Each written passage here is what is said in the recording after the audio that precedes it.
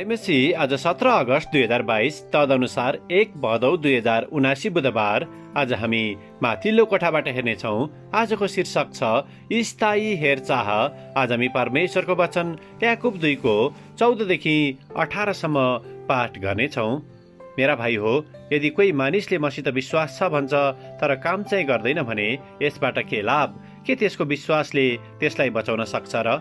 यदि कोही भाइ वा बहिनी झुत्रे झाम्रे छ र त्यसलाई दिनहुँको भोजन अपुग छ र तिमीहरूमध्ये कसैले त्यसलाई शान्तिसँग जाऊ, न्यानो गरी बस, पेटभरि खाऊ मात्र भन्छ तर त्यसको शरीरलाई चाहिने कुराहरू चाहिँ दिँदैन भने त्यसबाट के लाभ हुन्छ र?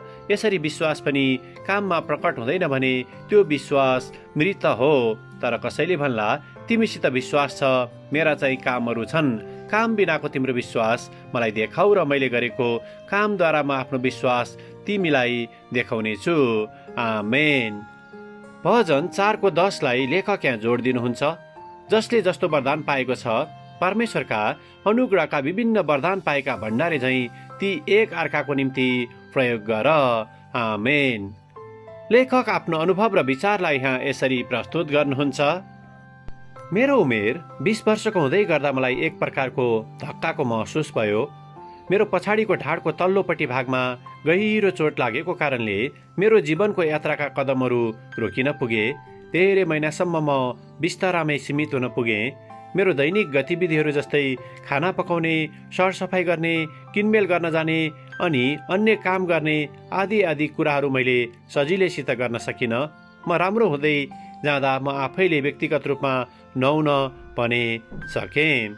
यद्यपि मेरो कठिन समयको बीचमा ख्रिस्टको शरीरको एक अङ्गको रूपमा आफ्नो विश्वासलाई कायम राख्दै असल कार्यहरू पनि गर्दै कसरी अरूहरूलाई सहायता गर्ने भन्ने कुरा पनि मैले सिकेँ।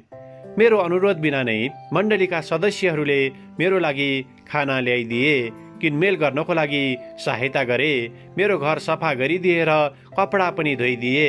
उनीहरूले मलाई भेटघाटको लागि लिएर गएर मेरो लागि प्रार्थना पनि गरिदिए। 1 महिनापछि अथवा वास्तवमा भन्ने हो भने अरू केही वर्षहरूमा विश्वासयोग्य परमेश्वरका जनहरूले मेरो शारीरिक, सामाजिक र आत्मिक आवश्यकताहरू पनि पुरा गरिदिए। हामी जो धेरै पटक शल्यक्रिया र अरू कठिन समस्याहरूबाट गइरहेका मानिसहरूलाई तुरुन्तै सहायता गर्ने र उनीहरूलाई उत्साह र सान्त्वना दिन समेत काम गर्यौँ। जब कतिजना मानिसहरूले छोटो समयको लागि सहायता माग्छन् र कतिजनालाई केही महिनाहरू र वर्षौंसम्म पनि सहायता गर्नुपर्ने हुन्छ। तर प्रायःजसो जो जसलाई हाम्रो समुदायमा सहायताको खाँचो छ तिनीहरूको आकाङ्क्षा अनुरूप हामी सहायता गर्न सक्छौँ। आमेन। आजको विचार, लामो समयसम्म खाँचो परेकाहरूका निम्ति हामीले कसरी सहायता गर्न सक्छौँ। प्रार्थना। स्वर्गीय पिता, जसले निरन्तर रूपमा अरूहरूलाई सहायता गरिरहनु भएको छ, उनीहरूको लागि धन्यवाद। हामीले अरूहरूलाई हाम्रो कामद्वारा सहायता गर्न हामीलाई सिकाउनुहोस्। येशूको नाउँमा आमेन। आजको लेखक ब्राउयोन अस्टोनबिन्च, किसल्यान्ड, अस्ट्रेलिया।